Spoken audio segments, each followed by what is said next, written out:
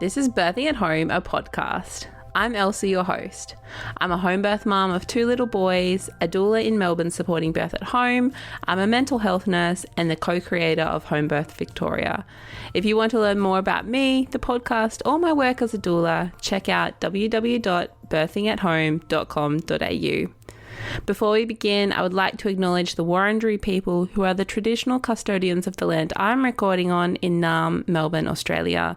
I would also like to acknowledge that Aboriginal and Torres Strait Islander peoples have been birthing at home on country for tens of thousands of years prior to the British invasion and acknowledge that sovereignty has never been ceded. This is episode 61, and today I chat with Emma, who is a student nurse and midwife who shares her positive home birth turned hospital birth story. After labouring for well over 20 hours at home, Emma was forced to come to terms with transferring to hospital. We chat about her experience of being in a publicly funded, i.e. free, home birth program, having a doula, her long labour, and the emotional journey of accepting the need to transfer. And she also shares her powerful birth story, where despite having an epidural on board, she successfully got her squatted baby Lua out. Enjoy this fantastic episode, and please make sure to share or rate or review it so others can also find it. Welcome, Emma, to Birthing at Home, a podcast. Hi, so happy to be here. Thank you for joining me on a very rainy Melbourne Sunday morning, especially because it was so hot yesterday. It's a bit of whiplash. Yeah, that's Melbourne. I'm really excited because, Emma, you're going to share today your home birth transfer story, which is a very much needed story to be put out there in the world. So I'm very grateful. Do you want to start by giving a bit of intro to who you are, who's in your family, that kind of thing? Yeah, so I'm Emma. I live in Melbourne with my husband, Tim, my now 1-year-old Lua, and our dog, Zumi. You might hear my accent. I'm not Australian. I'm actually from the US originally. Basically, my husband, Tim, is Australian. We ended up moving over here about 5 years ago. So it might be a bit of a hybrid accent now, actually. And I guess just another thing to note about me that is relevant to my birthing story is that I am in my final year of nursing and midwifery degree. So yeah, I'm a student midwife, which definitely informed my journey of how I chose to birth as well. Yeah, amazing. And how old is Lua now? She's 1. She was 1 last week. So. Oh, of course. Yeah. Oh, with her little, the watermelon cake. Of course. Yes. Yeah. Such a crazy emotional milestone, the first birthday. So yeah, it's kind of a great time to share my birth story before I kind of forget all the details. I think I'm a bit afraid of that. Yeah. Well, this will, solidify it in time somehow. So exactly. That's awesome. So I suppose, so you're in nursing and midwifery now. Growing up, how did you go into the dual degree? Had you always wanted to work with birth? What was your sense of pregnancy, birth growing up? What was that journey like? Yeah, I think I was always, as a young person, kind of drawn to mothers and babies, like that mini mommy type child. And when I actually lived in Canada, I ended up doing on the side of kind of my work postpartum doula training, which kind of got me halfway down the rabbit hole, I guess you could say, of the birth world. And I guess I started to see a different side of birth. I didn't really know about home births before, as much about physiological birth, but that community kind of brought me in there a little bit. But I still wasn't completely immersed in birth like I am now. And then, so Tim and I used to work in performing arts. And then during the pandemic, that was totally, pretty much shut down. So I decided to go back and study. I was like, midwifery is always something I've been interested in, always something I wanted to do. So I just enrolled, and here I am. And obviously entering that degree took me completely down the rabbit hole. And yeah, I learned a lot more about physiological birth and midwifery education, and about what birth looks like in the system here, and made me curious about what it looks like outside of it as well. Yeah. And so growing up, obviously not in Australia, did you have an idea of home birth growing up, or was it kind of only when you started to, I guess, like get into womanhood and like your postpartum doula stuff that you started to learn about home birth? Yeah, definitely there. Growing up, I didn't really know people that home birth. No one in my family home birthed. I had a kind of medicalized birth myself, or my mom with me is what I mean. So it was definitely when I kind of did that postpartum doula training and started mingling with more of the natural birth community that I found out about it. Yeah, amazing. And so what was your journey with Lua, like in terms of pregnancy? Yeah, for getting pregnant? Yeah, I guess, yeah. Yeah, so I was kind of funny because I was in this phase of just trying to figure out my body and my cycles because my background being athletic and acrobatics, I kind of had wacky cycles, long cycles, missed cycles. So there was actually kind of like a deep fear in me that getting pregnant might be something difficult or even not possible in the worst case scenario for me. So Tina, I got married the summer before, and I was kind of thinking about, maybe I should try and pay attention to my cycles. What's going on?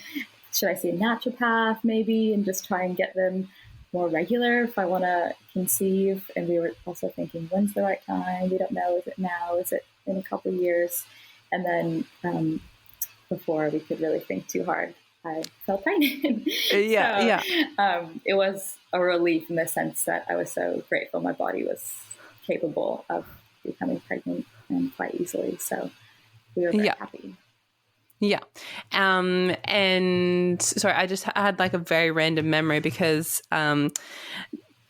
as many listeners probably know is that like Home Birth Victoria, like we have meetups, and I'm just remembering that you brought Lua and you came like 2 weeks or something after she was born to like one of the meetups. Yeah, that was the first meetup I came to. I was just bored in the house, but I didn't know where to go, and I was like, this will be a great place to get out of the house with my newborn where the chaos will be welcome. Yeah. I just had that red memory. And so once you become pregnant, was it always home birth? Like, how did you land upon home birth for yourself? Like, did Tim have any like preconceptions about like what home birth was? Yeah, actually, I think since I was a couple years into my midwifery degree, I had thought a lot about what I had wanted for myself through that time when I did fall pregnant. I attended a lot of hospital births through my training, and I guess a lot of things that I saw just kind of freaked me out or didn't add up, which was, all part of me just falling down the rabbit hole of birth. I mean, probably a lot of people listening know exactly what I mean. You start to see a few things that don't add up to you. And I knew the full scope of what can happen at home, and everything that could happen at home I was so comfortable with, and didn't feel like the experience would kind of get swept up and led somewhere that I didn't want it to go. So that's what I wanted for myself. I wanted to have physiological birth. So I thought, home birth is kind of is where I want to start. And it's really the only thing I want for myself. So as soon as I fell pregnant, I got my referral sent to the publicly funded home birth program because I thought I'll try and get in there first. And if that's not possible, I'll go with private midwife. But with me studying, it was such a great thing to be able to access publicly funded home birth. So I went into that program right away. And I knew how quickly you need to send your referral. So that was one benefit of being kind of in it as a student midwife. Knowing, insider knowledge. Yeah, exactly. Yeah. And what about Tim? Like, did he sort of go on a similar journey in like learning about, what happens in hospital and around that like physiological birth, like vicariously through your studies? Yeah, I think so. I think that was part of it. We also, a couple years ago, I dragged him to birth time. Amazing. Yeah. He loved it. So it gave him another deeper or visual understanding of kind of what I've been talking about all this time. And as well, Tim's mom kind of had 5 vaginal births and did birth centers. So yeah, she was quite supportive of our choices. And yeah, he just was like, I trust you and you know more about this than me. And I want you to be as comfortable as possible in the experience. So yeah, he didn't need much convincing, luckily. Yeah, that's amazing. I do hear that quite often that, when like the woman has gone on that journey pre-pregnancy, that vicariously, like through conversation and sharing stories, like even about like what you're witnessing, what you're seeing, what you're learning, like on placements and in assignments and stuff. Like, I mean, student midwife life is kind of good in that way because you do have like access to the most up-to-date research and you are reading like what is actually evidence-based. So to have that sort of background knowledge, I think is something that most women, because most women aren't like midwives, don't have, and then being thrown into the world of home birth, it can be obviously quite a shock for the people around them. But I completely know what you mean, and I do feel for women during that overwhelming time when they haven't really thought about their choices or their experience yet at all, when I had already spent years thinking about it. It was so clear what I wanted, but for most people that's not the case. And it's quite overwhelming to educate yourself, make choices kind of all at once, especially when, as I mentioned, to get into certain programs or to get a private midwife, you need to, contact them or send your referral right away, and you might not know what you want yet. So exactly. Know what you want, or what even your choice is, like what even exists. Exactly. That's where you come in. Little plug. And so you got into the publicly funded home birth program. Did you have like any like initial like concerns about like any exclusion criteria, like, because I do know that they do like the 36 or something week check, and like personally I wouldn't meet criteria now for those programs anyway because my babies are too big. But like personally, like looking at the exclusion criteria, I feel really intimidated by it because like there's so many things. Like, did you have any of those concerns, or how did you feel about that? Yeah, I definitely did. And that is the downside of going to the publicly funded program, is it is a little more strict with that criteria. And I didn't know what to expect because obviously it was my first baby. So I hoped and expected to have a straightforward, healthy pregnancy, but you just don't know. And I kind of, just said, I'll cross that bridge when I get to it. I was, prepared to maybe have to scramble and find out another solution. But fortunately for me, which I know is not the case for everyone, I didn't have to do that. I ended up staying. I did not risk out of the program. So and I guess like at the end of the day, you have to weigh up like sort of pros cons with everything. And I mean, the fact that it's publicly funded is like a huge pro, right?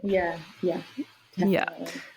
And so what was, if you can remember, like what was your experience, or what was the process connecting with your midwives in that program? Like, did you have the same midwife, or is it like a group of like midwives? Like how did that work for you? Yeah, I had. So my midwife reached out and we met. So I had a primary midwife that just worked in a team of 2. And they just did like a 1 week on, 1 week off. And on the week on, they covered the caseload of both of them. So I did just have contact with my primary midwife for most of the pregnancy. Then in 3rd trimester, I did meet the alternate midwife who she worked with, who actually ended up being at my labor. But it was just one primary midwife, which was lovely. So amazing. Her number to call or text her anytime. We had some appointments in clinic and some at home. Yeah. But yeah, I really can't fault the experience there. She was amazing, and it was such a lovely experience with her to have that relationship. Yeah, yeah. That's pretty interesting that they do. So they just alternate 1 week off, 1 week on. Yeah, and that's how they work. they did it. And I'm not sure, like I know different MGP midwives at different hospitals work in different ways, but that was their system. So it was pretty good because I would know, okay, like she's going to be on call this week. When I got to the end, at least, I'd be like, well, if my baby's born over the weekend, it'll be her. If it's born after Monday, it'll be the other midwife. So yeah, that was their system. Yeah. You know, that's actually pretty good, I feel, because, yeah, otherwise then you have to try and suss out. I remember, like, when it was the lead up to Frankie being born, I was like asking the midwives for their like rosters because I was like, when are your days off? And then I ended up going into labor, or being in labor on my primary midwife's day off. And so then I was like, well, like, who else is like around? But if you have that predictability of like 1 7-day period or whatever on one, that's actually sounded pretty really good nice for the midwives, like a better work-life balance. Yeah. Mine working like that one day, to be honest. Yeah, it doesn't sound bad to me either. And so in that program, or like, I guess just speaking generally to your pregnancy, did you like engage in any like sort of separate education or like preparation for labor, birth, like anything like that? Yeah, actually we did a little bit. So there's a woman called Di Diddle, and she has like a birth preparation class where you can just go, it's like a series of 4, and you can just go to each one individually and buy each one individually rather than the whole one. So Tim and I did 2 of the ones that she offered, which was good because I felt like, I was like, I can educate you about the physiology of birth at home, and then we can go to the one after that, which was about kind of labor support and showed some videos of birth. So cool. We did do a little. It was nice because it wasn't like the full cost of a bigger birth preparation course. But he still got kind of immersed a little bit more, and we got to practice some support techniques. And we went to one where Rhea Dempsey also comes and does her spiel, which was great. And I actually remember she was like, anyone here having a home birth? And we were the only ones that raised our hands. And then anyone here have a doula? And we were the only one that raised our hand also. And I think Tim felt pretty proud in that moment. Yeah, of course, then she went on her whole thing about the statistics of, you know, birth in hospital versus birth at home. And and physiological birth. Yeah. So I think it like affirmed him. He's like, yeah, nice one, babe. We made a great choice. Yeah.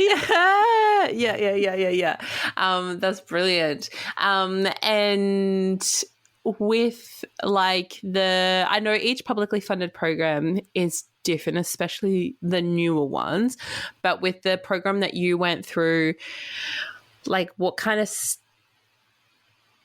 like, I guess what I'm trying to say is, did they provide the birth pool? I heard that they provide the birth pool. Did that? We had to, pay deposit, not really rent. So, we just picked it up from the medical rental spot at the hospital and paid like $100. And then when we gave it back, we got that deposit back. Oh, brilliant. So that was pretty good. I think we might have bought a pool liner or something. Yeah. But otherwise, everything else was covered with the birth equipment. They, the midwife came and brought medications and left them in our fridge around 37 weeks at our house, like the hemorrhage medications, and another medical company delivered oxygen for resuscitation. Wow. That was just like chilling in our house for a couple weeks. Yeah. It's always like exciting though when that stuff gets dropped off because you're like, oh, it's the time. Yeah. So that was exciting. But everything was done by the hospital, which was really great. Yeah, brilliant. And what I feel like I remember this from a previous conversation that I've had with you. What is like your sort of living situation? Do you live in like a unit or an apartment or? Yeah, we live in an apartment, city life, living on the 10th floor of an apartment. Yeah. Yeah. So it's so funny because I think at one point I was just like this fleeting thought in early pregnancy, like, can I have a home birth here? I live in an apartment, like I don't live in this big house. And then I was like, what? Like, why would I think that? In the hospital, you're just in one room with a bathroom, like as if you need a whole house, because right, you're getting a whole house when you give it to a hospital birth, and that's like the status quo. That was kind of funny. Our building does have an intercom, and it's kind of annoying to get into, but I like assigned that role to my doula. I was like, well, if the midwives need to come in, I taught her how to answer the buzzer and go down and let people in. Which she did during the labor when my midwives did come. So I don't know. It was just a funny little anxiety, like how are people going to find the parking? How are they going to get in? Well, absolutely. I know when I had Murphy, we lived in an apartment, and luckily there was like a big parking sort of like public parking spaces like nearby, but like in more like very built up areas, I imagine that would be something that midwives would have to just like navigate somehow. Yeah, definitely. So but it worked out great. We have 2 bedrooms, 2 bathrooms, and a living room, and we just set up, every room has a different space, and I mostly stayed in the living room and the toilet. Yeah. So, brilliant. It was perfect. Yeah. And like in the lead up to labor with Lua, did you like have any like pre-labor like feelings? Like did you like anticipate like anything? Like I'm not making sense, but I think you understand what I mean. I know what you mean. No, so I had a pretty straightforward pregnancy, other than just the average aches and pains and sickness in the first weeks. I had really bad sacroiliac pain, actually, in my 3rd trimester, to the point where I was kind of just waddling around at one point. And then it kind of went away, like right at term. Well, it didn't go away. It got a lot better, I should say. It was still painful. And I think it was because she had really dropped down into my pelvis and just taken a bit of pressure away. So that was kind of reassuring. That was kind of, right at term, maybe 37, 38 weeks. So I was like, oh, she's, or the baby, I didn't know what gender she was at the time, is maybe getting ready. But I was prepared in my mind to go to 42 weeks. So I was trying not to get too excited. And I knew statistically 40 plus 5 is the average for first-time moms. And I was like, okay. That being said, as soon as 40 weeks hit, each day did feel super long. And I remember the feeling that I had each night going to bed. I'd be like, please, maybe something happened tonight. Yeah. And then each morning I'd wake up and I'd be like, oh, nothing happened. Besides me getting up to the toilet to pee like 4 times. Nothing. So there was honestly not really signs until a few days before I started to slowly lose the mucus plug. But even then I was like, it still could be days, weeks. Like this isn't really a definitive sign of anything. Yeah. And then on the day of 40 plus 5, I don't know what I did all day, but in the evening, we were just trying to kill time at that point. I think anyone that's kind of over 40 weeks knows each day is this weird limbo where you're trying to kind of fill the time, but you can't have too many plans because you might just have a baby at any time. So we went over to Tim's parents for dinner, had a curry, which we always joke like maybe it was the curry, but it was for sure not the curry. Got home that night and my waters broke. I was in bed and then I got up to the toilet and like just had a huge, legit Hollywood style sploosh, which was a surprise to me because I think that's how a lot of people think most labors start, but it's really not. No. Often it's a trickle, or a lot of people's waters don't break at all. So I was like, oh, okay, of course I'm going to have that experience, the one from the movies. Yeah. Over my carpet. And so I went to the toilet, and then like more was coming out, and I was like, oh, okay, like my waters are well and truly broken now. I think I texted my doula because I didn't want to text my midwives because I didn't want to be put on the clock for having ruptured my waters. Yeah. I didn't know if things were going to actually start, but I had all this like built up energy, like, oh my gosh, something's starting. I need to text someone. So I texted my doula, and that was exciting. But actually the labor ended up just starting only a few minutes later, or oh my gosh, I just got that is exactly like the movie. Yeah, I know. I was just shocked. I was like, this is so funny. And yeah, it started out, it was not like period cramps. I was kind of expecting a really slow early labor, on and off, maybe 10 minutes or more apart, but that was not what happened. I just like got a contraction, and I was like, okay, that was not a period cramp. That was kind of intense. Still manageable, and it got a lot stronger, but it just started. Wow. Yeah, that night. So I think that was about, 9 or 10 o'clock when that kind of started. And then started a night that was just, I think, the most beautiful part of my labor, that first night. So things were still not too intense. I was having more contractions probably every 5 minutes. I definitely was not able to rest or lay down or stay laying down when I was having a contraction. I had to like assume position or be on all fours when they were happening. So like I said, it was not period cramps or anything like that. So I was up, the whole night, but it was, I think I just had this overwhelming excitement that night where I was just thinking, oh, it's finally my turn. Like I've been at so many births. I've waited so long for this now to meet my baby. And it was nighttime. I had such a beautiful setup in our house, my little lights on. And Tim was up with me for the first bit because he was quite excited and just being with me, massaging me and stuff like that. And then at one point, he didn't have this adrenaline on board quite like I did. So I was like, get some sleep. But actually that period of time, a couple hours where I was just alone in the living room with my beautiful little lights and my music was just so nice. It was, I think, one of my favorite parts because it was still the beginning. I still had so much stamina. I was so excited, but I was ready for a marathon. So I was, and it just kept going at that pace all night. It didn't really slow down. It was just every 5 minutes. So in my mind, I was thinking, this is still early labor. I think I did text my midwife and just say, I'm having a few contractions, but early days, I'll call you if anything picks up.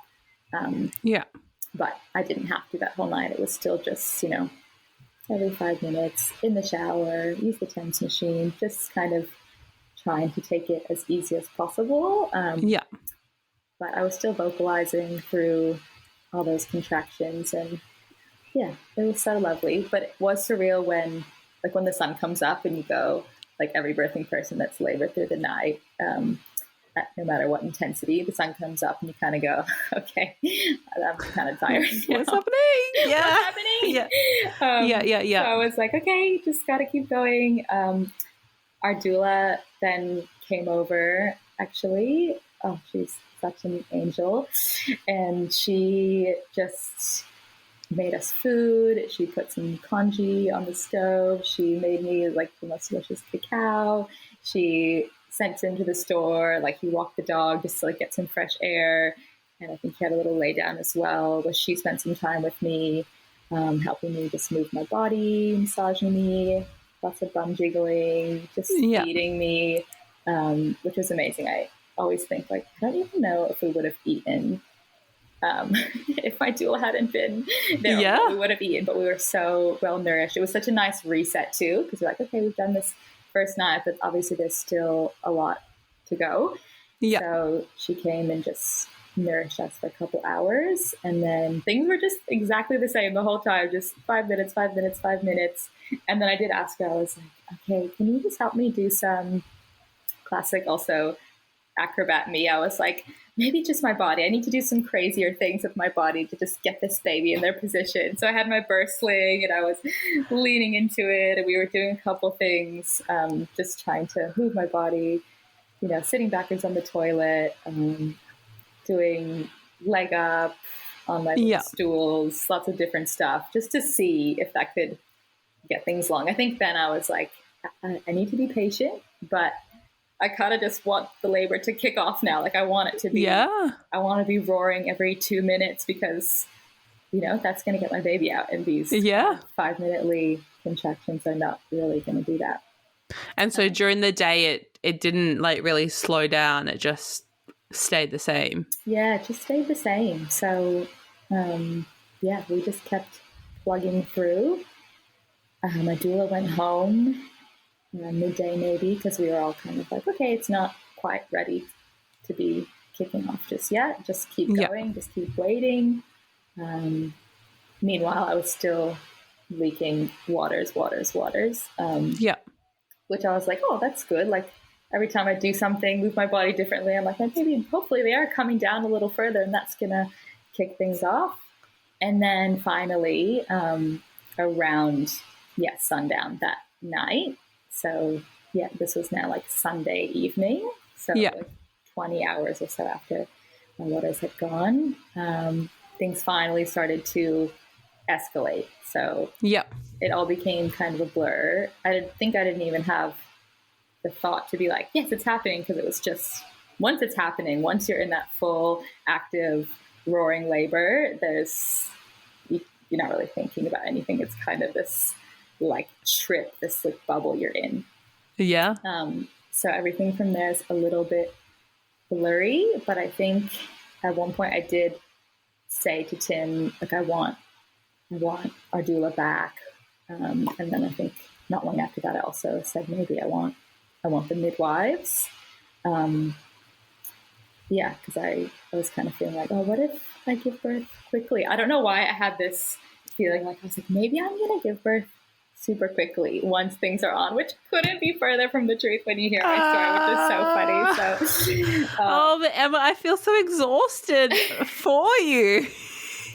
Every 5 minutes for like 20 hours, more than 20 hours. I know. I was starting to get a little tired, but I was also like, okay, let's go. I think it really helped that I had prepared for a long labor. Like in my mind, I was like, you need to prepare. You're going to go to 42 plus weeks and labor for 2 days.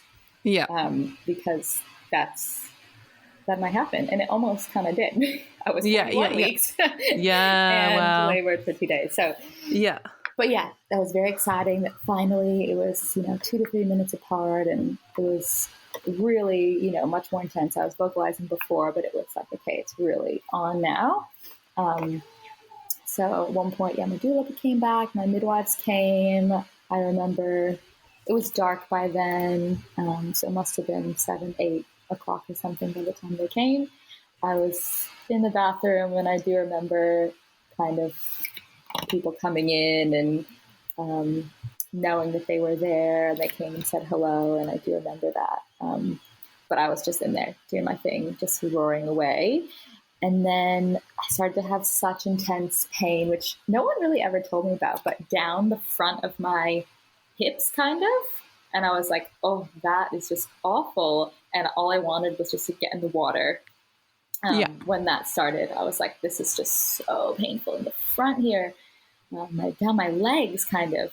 Wow. So Tim started filling up the bath or the birth pool. And then I think I got in there around 9 p.m. or something after he made it too hot. And by the time I knew it was almost filled, I was desperate. I was like, I need to get in there now. I had it in my mind, like, that's going to help right now. I was just so irritated. And then I was like, how dare you make it too hot? He's like, you can't get in yet.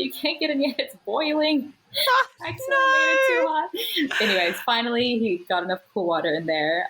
And I got in, which was such a relief. That did actually really help. I think things might have slowed down a little bit once I got in there, but they were still happening. And then I remember this moment. Well, actually, first I got the sensation, it was maybe around 10 p.m. I suddenly went, I've got to push. Like, I have this pushy feeling. And at first it was kind of quite subtle and just kind of there. I didn't have to push, but I could feel there was pressure. And then it got stronger and stronger. And my midwives were just like, yeah, like, if you feel like you need to push, just trust your body. I hadn't had any checks. I didn't want to have any vaginal exams or anything. It wasn't part of my plan. So I just kind of did. I just let the sensation be there. And then I tried a couple times just pushing with it. And then I remember Tim and I looked at each other at one point. We were so excited. We were like, are we about to have our baby? We looked and we're like, do you think our baby will be born before midnight? Like, will it be the 18th or the 19th or the 20th? Yeah. Sorry. And because it was Sunday night. And then, I guess another hour or more went by. And then the sensation just got stronger and stronger and just so intense and more involuntary. I remember I was like trying to kind of check myself. It's so funny, kind of cringe in hindsight. I'm like, why was I doing that? But I tried to check myself, but I just couldn't feel myself properly. It was. And my midwife was like, can you feel anything? And I was like, oh, I don't know. I can't do it properly. And I don't know what I'm feeling. And they're like, okay, no worries.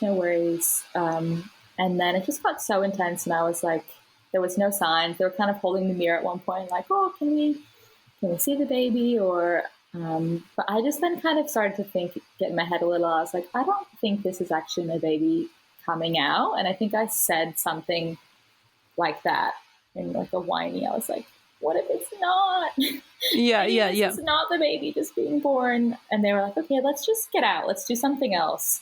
So we got out, went to the toilet for a while, and just did other little things in our circuit at home kind of that we had set up. However, things got really escalated with that pushing sensation to the point where it was just so explosive and so intense, almost like the sensation of vomiting is still to this day how I describe it, that, in your core, just that heaving. Wow. And I just then knew that it wasn't, this wasn't second stage of my baby being born. It just feels like something else. It doesn't feel productive, which when I actually then did push her out later, that confirmed that was not the same feeling. Yeah.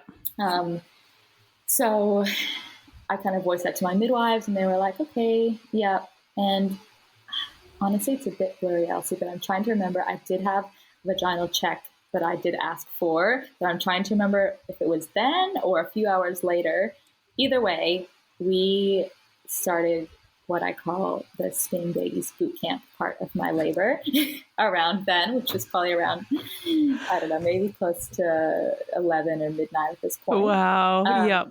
And thank goodness my midwife and a second midwife had come. I forgot to say that. So when I started just pushing in the pool, they also thought like, okay, this girl's about to have her baby. So they called the second midwife and she had come in. And I think that's why Tim and I had that moment where I got excited, because for a second I thought, I'm about to have my baby. 2 midwives are here.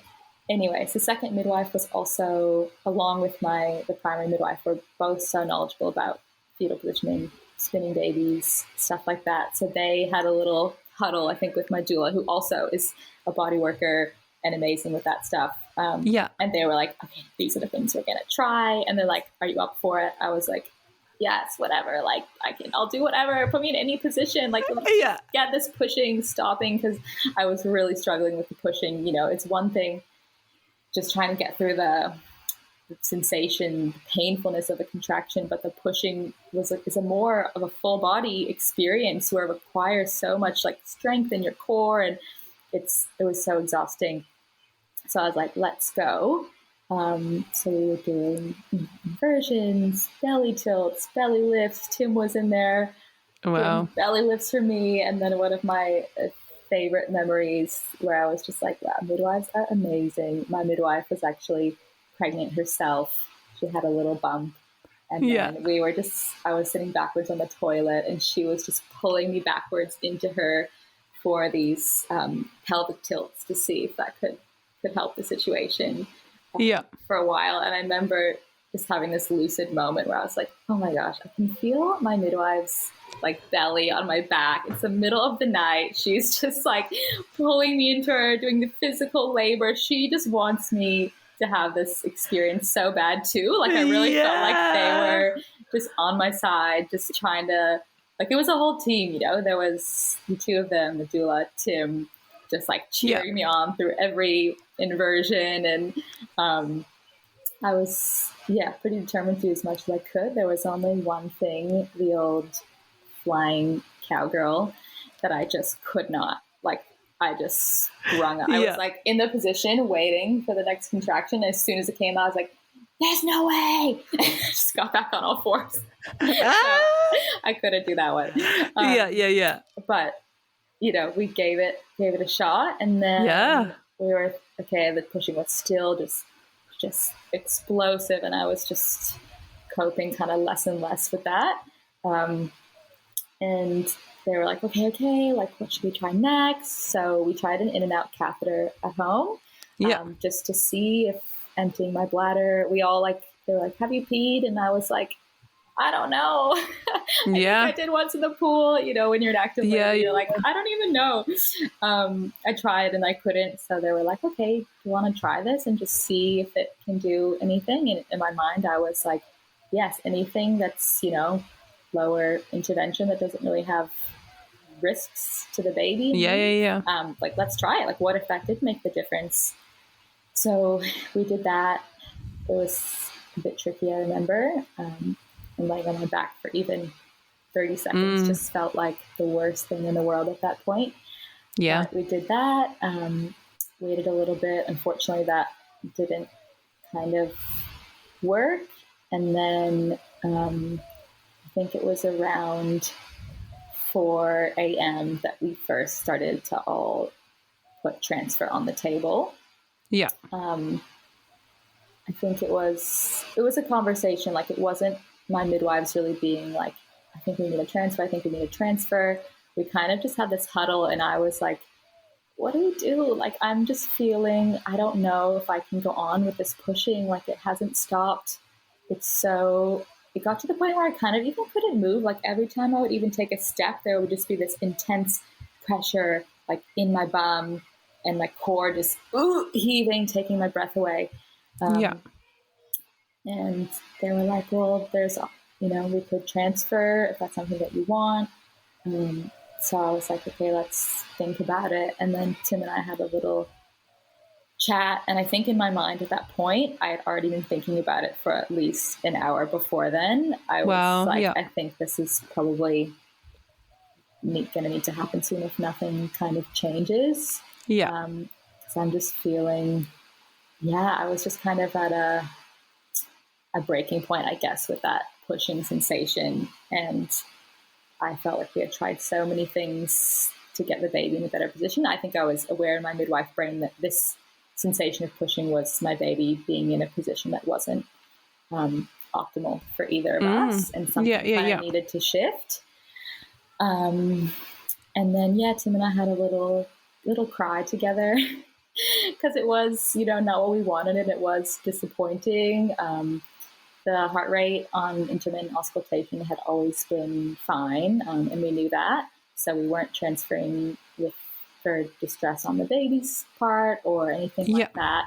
And we just made the decision, like, we're ready. I think we need to go in and see if there's anything else we can do in the hospital. And in my mind, I knew that was an epidural probably, because we weren't going into the hospital to do more spinning babies. Where we had already done 5 hours of that at home.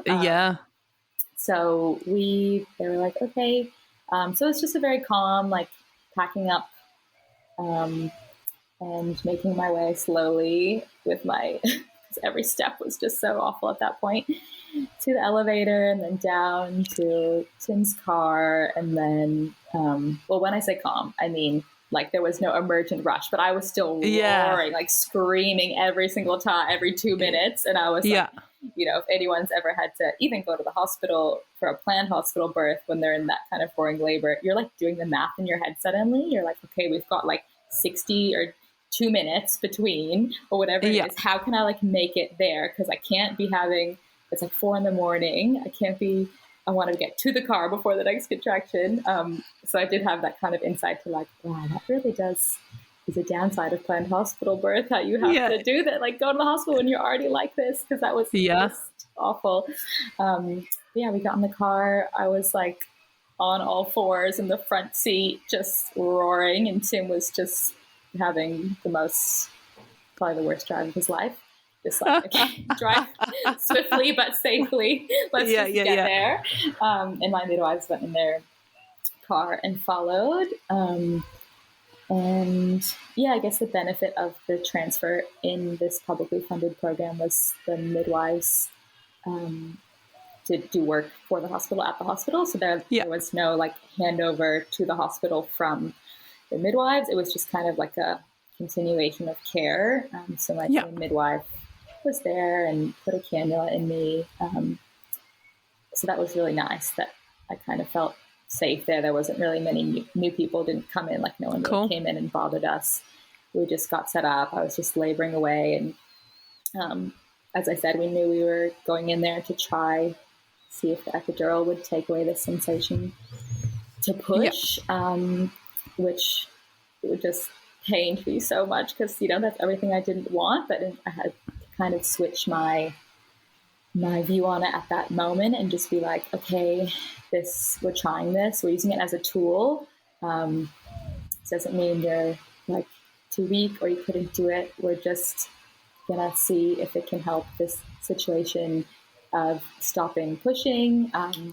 Because I was starting to, I think I forgot to mention, but I did have one more vaginal exam at home before we left. And the midwives did ask, like, do you want to just do one more just to make sure your baby's not coming out right now? And I was like, you know what, let's just do that, because what if I was suddenly just in transition? That would be just silly to transfer. They never told me through the labor how dilated I was. I didn't really want to know. And they also had the mindset of, we don't really care either. It doesn't really matter. Like, you could be 3 now and 10 in 10 minutes. Like, it doesn't, it's not really giving us that much information. It's only giving us information if we know, your baby's about to be born, potentially. So I knew that she wasn't about to be born because they didn't say anything. So we did continue with the transfer. In hospital, then I think by around 6 a.m. I had an epidural on board. And it only worked on one side, which I was so happy about. Actually, like, I know people want that full relief, but I was so scared of the releasing that control and not feeling what was happening in my body, because, and at that point I wasn't afraid of a bit of pain because I'd already been in labor for days. It wasn't like, I was like, well, that's fine. I at least can feel my body still kind of going and what's happening. So that was a relief, because otherwise I really did not like the sensation of feeling a bit heavy. And I just tried to keep it the lightest block that I could. Because I didn't like that sensation. I did, I guess, rest a little bit. I didn't sleep or anything because I was still feeling what was happening.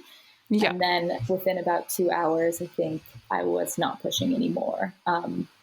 I still was like doing the involuntary pushing that whole time. And when I got the epidural, I could still feel my body just doing it still.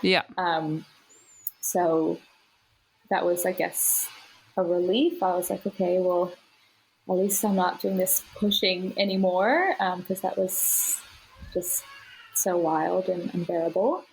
And then, we just waited for a couple hours. I did have a slight bit of augmentation, but again, I'm so grateful having aligned midwives, because also my student midwife brain, I was like, we're gonna put that at half. Like, I didn't want it titrated at exactly what the policy had said. I knew exactly what the policy said, but I was like, we're not going up every 30 minutes. I was like, I want longer. I want slower titration, because I've seen a lot of babies go into quite quick distress. Yeah. with augmentation.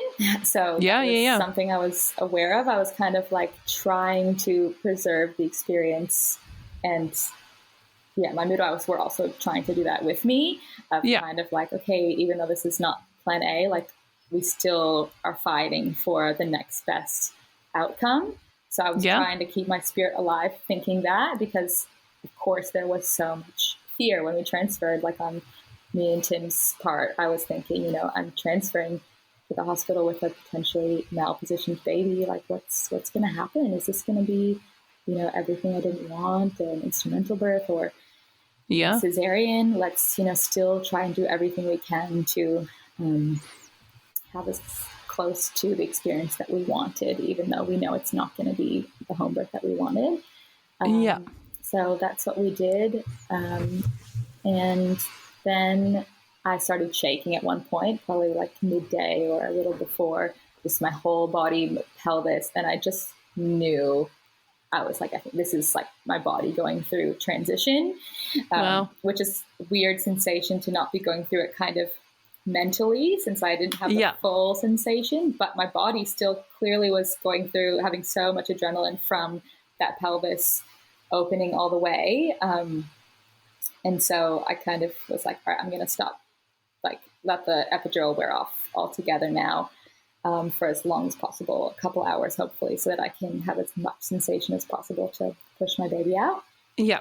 And so when you say that, what does that mean? Like, do they remove the epidural or they turn it off, or like how does that work?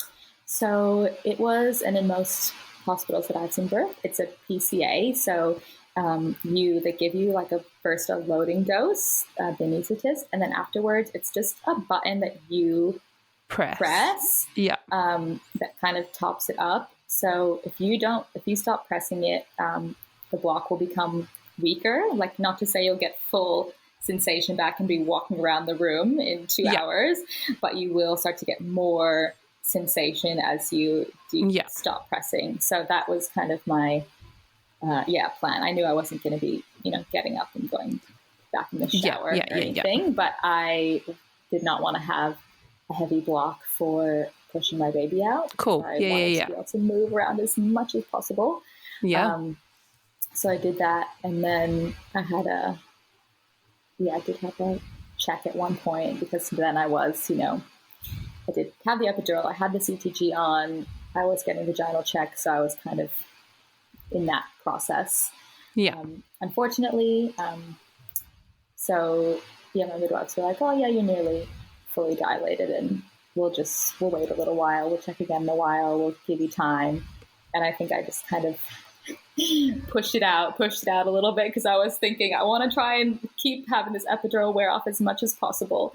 So luckily, by the time, you know, the process is like you check and then you can give X amount of time of passive descent. But I guess we were all aware of how that worked, so we were trying to kind of time things in our favor. So by the time I did start pushing, I did have a lot of sensation back, which was great. And I hope if anyone here listening can take something out of this, and they do end up in hospital birth, or know someone that's having a hospital birth that ends up with an epidural, either by choice or using it as a tool, the way that I did, that they know that they can use it the way they want, because I think there's not a lot of education around that. I think people just think, okay, you get the epidural, and the care does completely change, don't get me wrong, and that's just because of the policies in hospital.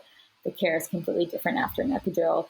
But if you have to have one for any reason, you know, you can control it a bit and keep it weak and let it wear off, so that you have a little more control over your body. That really helped me, and I'm grateful I had that knowledge. So by the time it was quote unquote time to push, because I didn't quite have, you know, it's funny, I spent all these hours pushing, and then I didn't really have that involuntary actual pushing my baby out feeling until I started pushing, and then she was kind of lower, you know, coming through the birth canal, and then it became like more explosive, and I could feel it a lot more. But the first few pushes, I was like, okay, we're just trying to push because I've been fully dilated for X amount of time. And, that's how it works there in the hospital. But I did, and it was actually pretty successful. I was kind of kneeling. We put the whole head of the bed up, and I was turned around just with one leg up, kneeling. And then every few push attempts, I would just change which leg was up, try and move as much as possible. I was using the mirror, which was awesome. And I forgot to say, we did call my student midwife. I did have a continuity student midwife. Oh, brilliant. I had to pay it forward. Yeah, you do. Yes. She had been on a night shift when we were laboring at home. And so we thought, she's probably not going to make the birth. But since it took so long, she'd already gone home, had a nap, yeah. and then she was able to come to the birth. So good. And then I think I pushed. Once it kind of got going, I felt like I could really feel what was happening. I could feel when I was having my contractions, and the CTG. I mean, it's just not my favorite thing. Anyways, it was just so surreal to have it on me because I was like, I just hate this thing. It was wrong. Also, I was like, it was showing that I was having surges at certain times, and I just looked at my midwife and I went, that's wrong. And she's like, yeah, just listen to your body. If you can feel it, like, what is it saying? That's not happening. Anyway, I could feel when I was having a contraction, and I was able to then push with that and work with my body. And then I could see her coming in the mirror. That was so amazing. Also watching her come. And then, when her head kind of came, I just, don't know what came over me, but I just needed to stand up. Like, my body knew exactly what position it needed to be in to get her out. And I just stood up and just grabbed the head of the bed and just kind of sat back like I was sitting in a chair. Wow. Yeah. And it's just one of those moments where I'm really grateful I had that, because I'm like, even though I didn't have, the physiological birth I wanted, I'm glad that my body was still somewhat in tune. And if you listen to your body, it just does know exactly what to do. That was not a conscious thought at all. And in fact, I don't really think it's even recommended to stand on the bed when you have still an epidural. But so you also had the CTG on, and we also hooked up to an IV. Yeah, I was. That's brilliant. I think just we might have all the way up. I think it might have been detached by that point. Okay. I think, and what I'm just thinking, like, imagine if other staff came in and then saw this woman, epidural, CTG, maybe IV, like, just up on the back of the bed, like goddess squatting her baby out. Just like an that's animal the power. trying to get out. I'm like, I'll show you can't what I can do with this. Exactly. Even this epidural can't contain me. Yeah. No one said anything, obviously. Like, my baby was coming out, and I think a few things have been detached by then. Because I was going to say, even what I've seen as a student midwife, and things are like, when the baby's coming, sometimes midwives are like, oh, let's just detach this and let's just take it off. There's no point. Get this out of the way. Like, the baby's about to be born. Yes. Yeah. So that was happening. And then, her head came, and I remember being like, there's no way I can just rest here. Like, I was like, I'm just gonna keep pushing. Like, my body was just like, get her out. Like, I don't know. I've seen some beautiful births where the head is born, and then there's like 3 minutes between, or 2 minutes between contractions, and the woman's just there with like the head out, and she's just breathing. And that was not me at all. I was like, I was like, I'm pushing this baby out. And they were like, do your thing. And then, so then I just pushed in, her body came out in the next push when I was kind of standing there. And my student midwife actually was the one that kind of received her. There was no way, as much as I would have loved to receive my own baby in the position I was in, there was no way that was going to happen. I was, standing and bracing. And so my daughter just kind of splooshed into my student midwife's hands, and there was another huge gush of water. Yeah. She caught her. And then, had that awkward moment that you just, baby's in between your legs, and you have to like turn back around and sit, which is so funny and like awkward. And even there was a couple things attached to me on like a home birth, so that was even more kind of funny. Yeah. The baby's all slippery. But I just looked at her and I was like, oh my gosh, like she's so cute. And we didn't know if it was a girl. And then I kind of sat back, looked, and then I was like, it's a girl, which was funny because I thought she was a girl the whole time. Wow. And yeah, she was so adorable. And I was just so relieved in that moment. It's crazy. The relief after a baby is born. And then whoa. And so how many hours do you say that you were in labor? But like from like whenever you count it from when she was born, how long do you say? I say from when I just had that first contraction, because it was from like 5 minutes. And I know like active labor is technically 2 to 3 minutes, which was probably about 20 hours of that active labor. But the whole labor start to finish, which never fully stopped at all. There might have been a few times where there was like 7 minutes between or a slight lull, was, I guess like 40 something hours, because Holy started moly. at like 8 or something, 8 or 9 p.m. on the Saturday, and she was born at 3 p.m. on the Monday. Wow. So it was a journey, and like many first labors, it's always got to be that first baby that just pushes you. Well, your body's never done it before. Like I know, it's tough. I think, like looking from a student midwife perspective, that would have been so good for the student midwife because she could count that catch. Whereas if it was at home, she wouldn't have been able to count the catch. Yeah, that was redemptive, definitely. Yeah. I was like, okay, this is great. Like my student midwife I've helped her along in her education, just like so many women have helped me. So I was kind of triumphant that my student midwife got to be there and got to receive her. That was good. And so in the room at the time, there was your 2 midwives. So it's just one of my group practice midwives who was just there supporting the care, and then the midwife in charge usually kind of comes in when it's about to be born. So then and then my student midwife and me and Tim. Yeah, but you're not your doula. So I forgot to mention earlier, my amazing doula, when we did transfer, we did decide that she would her role would be to stay home and like clear our house of the home birth, get cool and help out with that. I don't know why we all made that decision, but it just felt right at the time. She'd been with us already for a long time as well. And so she did that. And she was so amazing. Like when we got home, it was like totally cleaned up, and she had left these sticky notes all over the house, on the mirrors, on the windows, saying like, "You're amazing, baby, so loved already.